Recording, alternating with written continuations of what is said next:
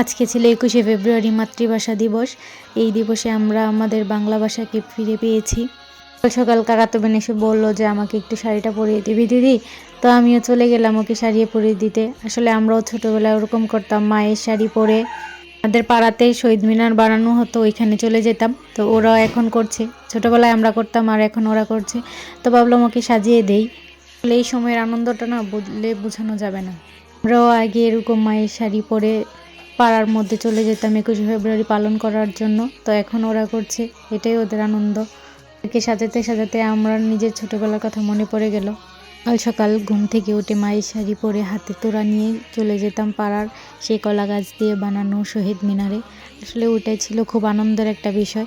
তো এখন ওরা যাচ্ছে, এই যে হাতে একটা ছোট তোড়া বানিয়ে নিয়েছে, আর এই যে এই পিচ্ছিগুলো এসেছিল সাজার জন্য। আমি তেমন ভালো শাড়ি পরতে পারি না, তো যেমন পেরেছি তেমন করেছি। তা আমি আমার কাকাতো বোন বললাম চল দেখে আসি ওদের ২১শে ফেব্রুয়ারিটা ওরা কেমন করে পালন করছে। এতে গিয়ে দেখলাম ছোটোখাটোভাবে আয়োজন করেছে। আর আমাদের শহীদ ভাইয়ের স্মরণে অনেক অনেক শ্রদ্ধা রইল। এর কারণে আমরা আমাদের বাংলা ভাষাকে ফিরে পেয়েছি।